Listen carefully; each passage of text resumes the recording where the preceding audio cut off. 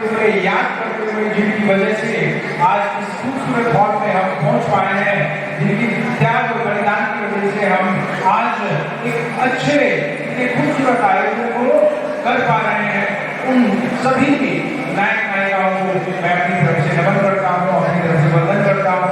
और आयोजक साथी जो हमारे शिक्षक साथी हैं जिन्होंने इस कार्यक्रम को किया है, उन सबका भी मैं अपनी तरफ से नमन करता हूँ, उनको धन्यवाद देता हूँ कि आपके सामने मुझे अपनी बात रखने का अवसर दिया है।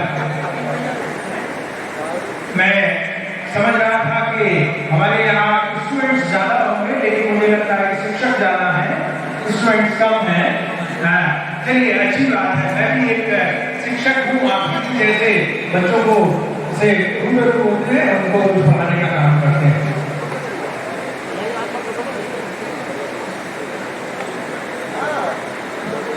कभी वो समय रहा होगा जब आपको हमें पढ़ने नहीं दिया जाता था, कभी वो समय रहा हो, लेकिन आज हम पढ़ रहे हैं, बहुत अच्छे से पढ़ रहे हैं, और मैं कहूँगा कि बहुत अच्छे से ही नहीं, सबसे बढ़िया तरीके से पढ़ रहे हैं। और मुझे इस बात का उदाहरण देकर खुशी हो रही है कि हमारे बीच में ओबीसी के बैठे हुए हैं, कुछ साल पहले उनके बेटे ने हमारा सीबीएसई का टॉप एग्जाम हो गया, उसको टॉप किया था इंडिया लेवल पे, तो उनके लिए भी धन्यवाद और आप सबके लिए भी धन्यवाद कि हम सब आपको इस तरह के अनेकों महान अचीवमेंट जो है उनको कर पा रहे हैं। लेकिन बात सिर्फ पढ़ने की नहीं है, अब वो समय नहीं है कि हम सिर्फ पढ़ रहे हैं, बल्कि माननीय कांशीराम साहब के शब्दों में कहें कि हम सिर्फ पढ़ ही नहीं रहे हैं, बल्कि पढ़ा भी रहे हैं। और उसका उदाहरण है कि यहाँ पे कितने लोग बैठे हुए हैं जो रोज बच्चों को पढ़ा रहे हैं। और आपको जान के शायद ताज्जुब होगा कि उत्तर प्रदेश में जो इस समय पे लगभग 15 लाख शिक्षक हैं, उत्तर प्रदेश में 15 लाख शिक्षक हैं, प्राइवेट और सरकारी दोनों में, लगभग 8 या 9 लाख के आसपास सरकारी है और 6-7 लाख इसमें प्राइवेट शिक्षक हैं। प्राइवेट में मैं नहीं कहता, जो कि हमारे पास आंकड़ा नहीं है, लेकिन सरकारी का आंकड़ा है कि कम से कम 2.5 लाख शिक्षक उत्तर प्रदेश में सिर्फ शेड्यूल कास्ट कम्युनिटी के हैं जो पढ़ा रहे हैं। ये अपने आप में बहुत बड़ी बात है, बहुत बड़ी बात है। इसको थोड़ा सा और आगे लेके जाएं। इस समय में पूरे देश के अंदर इस समय पे लगभग 16 लाख प्रोफेसर पढ़ा रहे हैं। सतीश भाई, लगभग 16 लाख प्रोफेसर इस समय पूरे देश के अंदर पढ़ा रहे हैं। इन 16 लाख शिक्षकों में जो यूनिवर्सिटी के अंदर पढ़ा रहे हैं, इन 16 लाख में से सरकार ने कुछ दिन पहले आंकड़े जारी किए हैं, 2,30,000 शेड्यूल कास्ट और 70,000 शेड्यूल ट्राइब्स, मतलब 3 लाख शेड्यूल कास्ट और शेड्यूल ट्राइब्स प्रोफेसर पूरे देश के विश्वविद्यालयों में पढ़ा रहे हैं। ये अपने आप में बहुत बड़ी बात हो गई है। पिछले 75 साल में आप कहां से कहां पहुंचे हैं, इस चीज को समझने की जरूरत है। और जब मैं ये आंकड़ा आपको बता रहा हूं, जब इस आंकड़े को मैं आपके सामने रख रहा हूं, तो इसका मकसद ये है कि अब हमें उस बात पे बहुत ज्यादा जोर देने की जरूरत नहीं है जो कभी पीछे हुआ करती थी। अब हमें वर्तमान में जो हमारे पास अवसर हैं, वर्तमान में जो हमारे पास संसाधन हैं, वर्तमान में जो लोकतांत्रिक व्यवस्था है, वर्तमान में जो शिक्षा व्यवस्था है, उस व्यवस्था का भरपूर दोहन करना है, भरपूर उसका जो है उपयोग करना है। जो शशि भाई अभी कह रहे थे कि गाने साहब कहा करते थे कि रोटी आधी खाइए या मत खाइए, बच्चों को पढ़ाइए, उस बात को पूरी तरीके से शिद्दत से हमें आगे बढ़ाना है। हमारे जितने भी नायक नायिकाएं हुई हैं पिछले 200 साल में, हमारे जितने भी नायक नायिकाएं इस देश के अंदर हुई हैं, एक भी व्यक्ति ऐसा नहीं है जिसने शिक्षा को हमारी तरक्की का, हमारे विकास का, हमारी मुक्ति का माध्यम ना बताया हो, उसका आधार ना बताया हो। मैं 2-3 नाम जो आमतौर पे हम नहीं पता होता है उनको बताने का प्रयास करता हूँ आपको। आप जानते हैं कि बंगाल में एक व्यक्ति हुए हैं हरिचंद ठाकुर, 1830-40 के आसपास का समय, 1830-40 के आसपास का, मतलब ज्योतिबा फुले से पहले का समय है। उसी तरीके से मध्य प्रदेश में एक व्यक्ति हुए हैं गुरु घासीदास, उनका समय भी 1800 के आसपास का है। इन सब लोगों ने उस समय में भारत में शिक्षा व्यवस्था में अपना योगदान दिया। जो भी छोटे मोटे स्कूल चला सकते थे उन स्कूलों को चलाया, और उसके बाद तो ज्योतिबा फुले, बाबा साहब, साहू जी महाराज, अय्यंगार, सब लोगों के बारे में आप जानते हैं कि हमारे एक हर महापुरुष ने हर जगह पे जहां कहीं पे भी गए थे अपनी शिक्षण संस्थाओं का निर्माण किया है, अपने स्कूलों का निर्माण किया है। इसलिए मैं कहूंगा कि वास्तव में भारत में जो राष्ट्रीय मुक्ति का आंदोलन है, राष्ट्रीय मुक्ति के आंदोलन को इस रूप में देखिए कि बाबा साहब ने कहा कि हमें स्वतंत्रता का एकांकी अर्थ नहीं लगाना चाहिए। स्वतंत्रता का मतलब है कि देश की स्वतंत्रता अंग्रेजों से तो हो गई, लेकिन भारत के लोगों की स्वतंत्रता, भारत के लोगों की स्वतंत्रता, जिसको आप अशिक्षा के रूप में देखते हैं, जिसको आप गरीबी के रूप में देखते हैं, जिसको आप बेरोजगारी के रूप में देखते हैं, जिसको आप भूखमरी के रूप में देखते हैं, तो भारत के लोगों की जब तक स्वतंत्रता सुनिश्चित नहीं हो जाती है, मतलब हम में से हर व्यक्ति अपने पैरों पे खड़ा नहीं हो जाता है, हम में से हर व्यक्ति दूसरे का गुलाम बनने से इनकार नहीं कर देता है, तब तक लोगों की स्वतंत्रता निश्चित नहीं है, तब तक लोगों की स्वतंत्रता पूर्ण नहीं है। और ये जो राष्ट्रीय मुक्ति का अभियान है, ये वास्तव में भारत के लोगों की मुक्ति का अभियान है, जिसको हमारे महापुरुषों ने पिछले 200 साल से चलाया है। इस आंदोलन को अब एक नई स्टेज पे लेके जाने की जरूरत है। क्यों? क्योंकि आज सिर्फ शिक्षा से काम नहीं चल रहा है। आप जान रहे हैं कि ये आंकड़े इतने सारे हैं, इस समय में देश के अंदर 4 करोड़ के आसपास विद्यार्थी कॉलेजेस के अंदर पढ़ रहे हैं, 25-26 करोड़ विद्यार्थी जो है स्कूल के अंदर पढ़ रहे हैं, लेकिन इनसे काम नहीं चलने वाला है, क्योंकि सरकार ही खुद ये बता रही है कि हमारे जो 85% ग्रेजुएट्स हैं, इंडिया में पढ़ने वाले 85% ग्रेजुएट्स काम करने योग्य नहीं है, अनएम्प्लॉयबल हैं। क्यों? क्योंकि वो जो शिक्षा है वो गुणात्मक शिक्षा नहीं हो पा रही है, उनकी बढ़िया शिक्षा नहीं हो पा रही है। हम सबकी ये जिम्मेदारी बनती है, खासतौर पे जो बहुत नीचे से निकल के आए हैं, जिन्होंने तमाम सामाजिक वंचनाओं को झेला है, बहुत तरह की विषम परिस्थितियों का मुकाबला करते हुए यहाँ तक पहुंचे हैं। हम सबकी ये जिम्मेदारी बनती है कि अपने बच्चों को जितना बेहतर से बेहतर शिक्षा दे सकें वो दी जानी चाहिए। आज देश के अंदर भारत से इस समय पे लगभग 13 लाख विद्यार्थी विदेश पढ़ने जाते हैं। 13 लाख इस समय पे भारत के 13 लाख स्टूडेंट्स विदेशों में पढ़ रहे हैं। ये एक ऐसी संख्या है जिसमें हमारी संख्या बहुत कम है, लेकिन इस 13 लाख में से ज्यादातर पढ़ने वाले स्टूडेंट्स वहीं पे रह जाते हैं। वो क्यों रह जाते हैं वहां पे? इसका एक छोटा सा उदाहरण मैं आपको दूंगा। एक यूनिवर्सिटी है, आप लोगों ने जानते होंगे, हार्वर्ड यूनिवर्सिटी है। हार्वर्ड यूनिवर्सिटी में अगर मेरी उम्र का या मेरे एक्सपीरियंस का कोई प्रोफेसर पढ़ा रहा है तो उसकी तनख्वाह लगभग उतनी है जितनी मुझे 1 साल में नहीं मिलती है। मतलब उसकी लगभग 40 लाख सैलरी है जो उसको हर महीने मिल रही है, 40 लाख। और अगर कहीं आपने अपने बच्चे को MIT, एक यूनिवर्सिटी है वहां पे, MIT, वहां से अगर आपने अपने बच्चे को पढ़ा लिया तो उसको हो सकता है कि 1 करोड़ रुपए महीने का जॉब मिल जाए। ये चीजें हमें पता होनी जरूरी है कि भाई दुनिया कहां से कहां पहुंच रही है। हमें सिर्फ अपने यहाँ कूटमंडू, जो हमारे अशोक जी, बीबी अशोक जी इस बात को कह रहे थे कि सिर्फ गांवों तक सीमित नहीं रह जाना है। अगर हमने गांव में तरक्की कर ली है तो शहर तक पहुंचना है, शहर में तरक्की कर ली है तो राजधानी तक पहुंचना है, और राजधानी में तरक्की निकलनी है तो दिल्ली तक पहुंचना, बॉम्बे तक पहुंचना, कलकत्ता तक पहुंचना है। और अगर हम दिल्ली, बॉम्बे, कलकत्ता पहुंच गए तो फिर हमको लंदन और न्यूयॉर्क और वॉशिंगटन पहुंचना है, तब जाके ये बातें आगे बढ़ेंगी। क्योंकि बाबा साहब अगर विदेश नहीं जाते, बाबा साहब अगर विदेश नहीं जाते तो जिस बात को हम इतना महत्व देते हैं, बाबा साहब की शिक्षा को महत्व देते हैं, तो हमें इस बात को भी देना चाहिए, इसे महत्व देना चाहिए कि बाबा साहब को महत्व देने का एकमात्र कारण यह है कि बाबा साहब ने शिक्षा,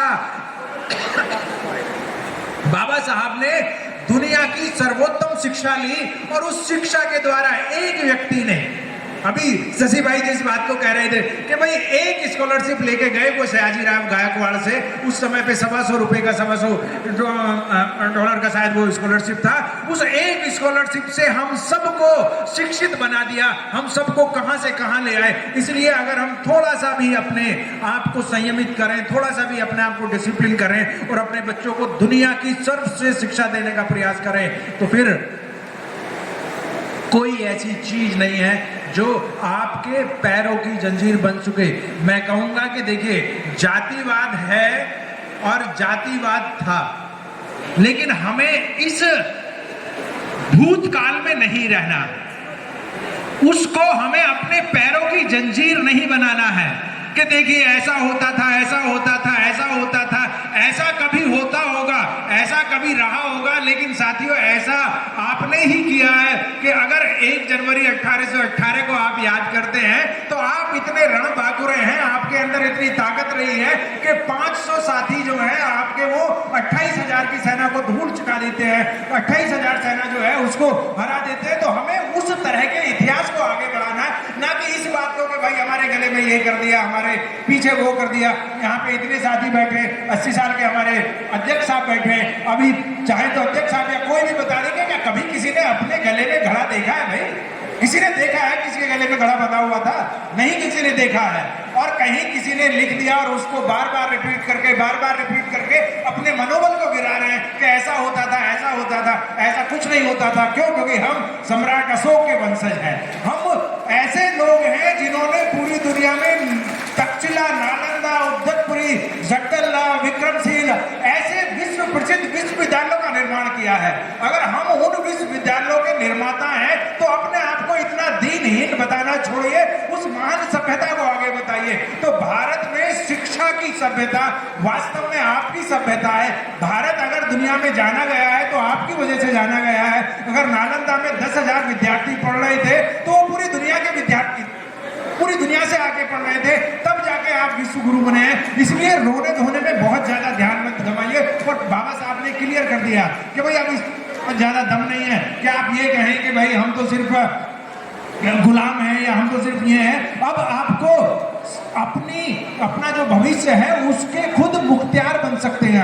आप उसका खुद नीति निर्धारण कर सकते हैं। तथागत बुद्ध ने जिस बात को कहा है कि अपो दीपो, बाबा साहब ने जो लोकतांत्रिक संविधान हमें दिया है कि आप अपनी बात को खुद आगे बढ़ाइए, आप खुद अपने शासक बनिए, वो तभी संभव है जब हम चीजों को समझना शुरू कर दें और जो छोटे छोटे विवाद हैं, जो छोटी छोटी समस्याएं हैं, उनसे आगे बढ़ें। क्योंकि जहां पे अभाव होता है, जहां पे अभाव होता है वहां पे झगड़े होते हैं। जहां पे अभाव नहीं होता है वहां पे आमतौर पे जो है सारे छोटे मोटे झगड़े अपने आप शांत हो जाते हैं। इसलिए हमें आज खास तौर पे शिक्षा पे बहुत जबरदस्त तरीके से ध्यान देने की जरूरत है।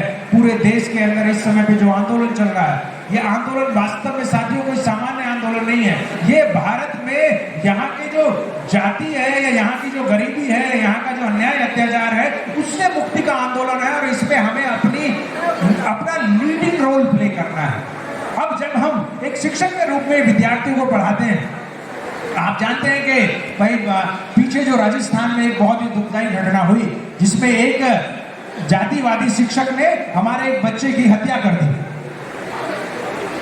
मेघवाल क्या नाम था उनका बच्चे का, 6-7 साल के बच्चे की हत्या कर दी।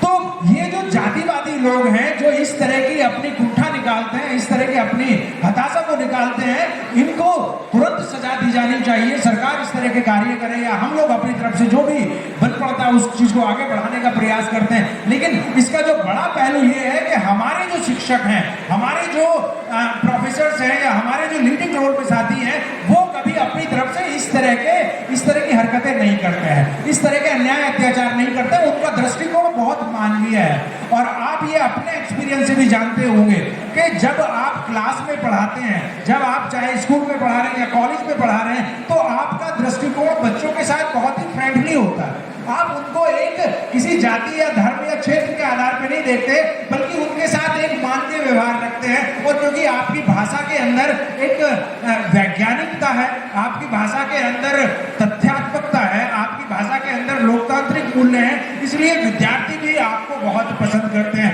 मैं गर्व के साथ कह सकता हूं कि वास्तव में हमारे ज्यादातर जो शिक्षक हैं वो विद्यार्थियों के बहुत ही लोकप्रिय शिक्षक हैं। विद्यार्थी उनको बहुत पसंद करते हैं। क्यों? क्योंकि हम सावित्री फुले की विचारधारा से आते हैं। हम जो है ज्योतिबा फुले की विचारधारा से आते हैं, बाबा साहब की विचारधारा से आते हैं। इस तरीके से चीजों को आगे बढ़ाने की जरूरत है, अपनी ताकत को पहचानने की जरूरत है। जो छात्र खासतौर पे अब आगे बढ़ रहे हैं, 10वीं 12वीं का काम, 10वीं 12वीं का एग्जाम देने की तैयारी कर रहे हैं, 11वीं या 9वीं में आए हैं, खासतौर पे उनको लेके पेरेंट्स को बहुत इंपॉर्टेंट रोल प्ले करना चाहिए। और हमारे जो शिक्षक विभिन्न स्कूलों में पढ़ा रहे हैं, उनकी ये जिम्मेदारी बनती है कि हो सकता है कि जो बच्चे स्कूलों में आ रहे हैं उनके पेरेंट्स को बहुत ज़्यादा जानकारी ना हो, तो हम उनको एज ए काउंसलर भी आगे बढ़ाने का प्रयास करें। क्या उनके भविष्य में क्या संभावनाएं हैं, कहाँ कहाँ वो जा सकते हैं। अभी मेरा एक मतलब इतने ज़्यादा उदाहरण अब सफलताओं के हैं कि आप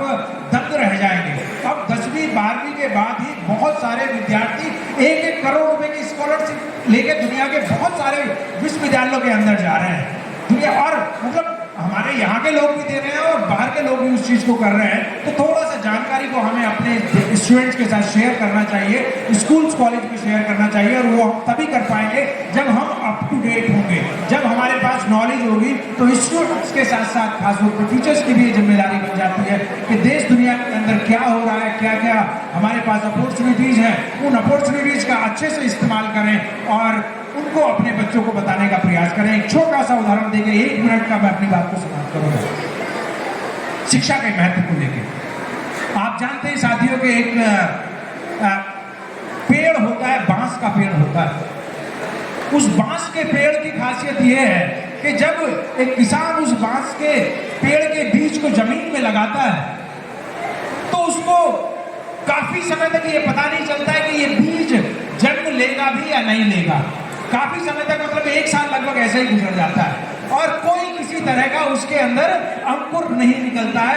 1 साल ऐसा हो जाता है। किसान जो है फिर भी उसकी रक्षा करता है, पानी डालता है और उसके जानवरों से रक्षा करता है। फिर दूसरा साल हो जाता है, दूसरे साल के अंदर भी आप देखते हैं कि साथियों किसी तरह का कोई वहां पर अंकुर नहीं आ रहा है। मजे की बात यह है कि तीसरी साल में भी उस बांस के बीच में कोई सुगबुगाहट नजर नहीं आती है, जमीन पे कुछ दिखाई नहीं देता। चौथे साल में भी कुछ नजर नहीं आ रहा। किसान लगातार पानी दे रहा है, उसकी सुरक्षा कर रहा है। 5वें साल में भी नहीं कुछ दिखाई देता। 5 साल तक लगातार आप उसको खाद पानी दे रहे हैं, उसकी सुरक्षा कर रहे हैं, लेकिन 6वें साल में अचानक आप देखते हैं कि जैसे ही पौधा होता है, ये बांस का जो पौधा अंकुरित होता है लगभग 5 हफ्ते के अंदर या 6 हफ्ते के अंदर आप देखते हैं कि ये पेड़ 80 फुट ऊंचा हो जाता है। 6 हफ्ते के अंदर 80 फुट ऊंचा हो जाता है। ये कैसे संभव हो पाता है? साथियों, जब 5 साल आपने उसको खाद पानी दिया था तो ऐसा नहीं कि कोई इसके अंदर सुगबुगाहट नहीं थी। इसके अंदर सुगबुगाहट तो थी, इसके अंदर अंकुर तो पैदा हुआ था, लेकिन वो ऊपर की तरफ न जाके नीचे की तरफ जा रहा था। उससे जो क्योंकि 6 हफ्ते के अंदर 80 फीट का पेड़ बढ़ना था, इतना ऊंचाई उसको हासिल करनी थी। अगर 6 महीने में 6 हफ्ते में वो बाहर निकल जाता तो थोड़ी सी भी हवा होती तो वो हवा उसको पेड़ को गिरा देती। इसलिए 80 फीट ऊपर जाने से पहले इस बीज की 80 फीट जड़ नीचे जाती है पहले 5 साल में, और तब जाके ये पेड़ इकट्ठा होता है, तब जाके ये पेड़ ऊपर बनता है। हमारा समाज शिक्षा का उसी रूप में अब इस्तेमाल कर रहा है। हमारा समाज जिस तरीके से शिक्षित हो रहा है उसका ज्ञान की सीमा बहुत जबरदस्त जा रही है, नीचे तक जा रही है। और अब आप देख रहे हैं कि हम लोग टॉप करने लगे हैं, हम लोग टॉप लेवल पे आने लगे हैं। इस तरीके से चीजें जो है आज हमारे, मैं समझता हूँ कि जो खूबसूरत हमारा भविष्य है, उस खूबसूरत भविष्य को हम वो खूबसूरत बना सकते हैं अगर थोड़ा सा अपनी चीजों को शिफ्ट करना शुरू करें। क्योंकि हम जो चीजें समझ रहे हैं, देख रहे हैं, वो सिर्फ हमारी नहीं है। अगर मैं दिल्ली यूनिवर्सिटी में आज प्रोफेसर बना हूं तो ये दिल्ली यूनिवर्सिटी का प्रोफेसर राजकुमार के रूप में नहीं बना हूं, बल्कि एक कम्युनिटी के सदस्य होने के नाते बना हूं। इसलिए मेरी जिम्मेदारी बनती है कि जहां मुझे पहुंचाया गया है वहां पे मैं न्याय की बात करूं, वहां पे मैं संविधान की बात करूं, वहां पे मैं लोकतंत्र की बात करूं। वहां पे मुझे घंटा बजाने के लिए नहीं भेजा गया है, वहां पे मुझे अंधविश्वास बढ़ाने के लिए नहीं भेजा गया, वहां पे मुझे मनुवाद का जो है चेला बनाने के लिए नहीं भेजा गया, बल्कि बाबा साहब का सच्चा सबूत बनाने के लिए भेजा गया। अगर मैं इस जिम्मेदारी को अपनी समझता हूं तो हमारे महापुरुषों का जो शिक्षा का आंदोलन है वो सफल है। हमारी जो व्यक्तिगत जिम्मेदारी है उसको अगर मैं निभाता हूं तो वो बात सही है। अदरवाइज तो बाबा साहब ने 1956 में जो हमें एक सावधानी बरतने के लिए कहा था कि भाई सिर्फ पेट पालतू नहीं बनना, सिर्फ पेट पालतू नहीं बनना है। 2.5 लाख शिक्षक हैं यहाँ पे, अगर 2.5 लाख शिक्षक सिर्फ अपने परिवार तक ही सीमित रहेंगे तो इसका मतलब ये हो गया कि भाई बाबा साहब से हम ज्यादा होशियार हो गए हैं। क्योंकि बाबा साहब तो अपने परिवार तक सीमित नहीं रहे, उन्होंने समाज के लिए भी किया। मैं कहता हूँ कि अपने परिवार के लिए भी कीजिए, लेकिन परिवार के साथ साथ थोड़ा समाज का भी हिस्सा रखिए। बाबा साहब को कहते हैं कि सिर्फ 5% हिस्सा जो है समाज के साथ शेयर कर लीजिए, समय 5% समाज के साथ शेयर कर लीजिए, अपना ज्ञान समाज के साथ शेयर कर लीजिए, तो समाज बहुत आगे बढ़ेगा। इन्हीं शब्दों के साथ मैं अपनी बात को समाप्त करता हूँ। जय भीम, नमो बुद्धाय।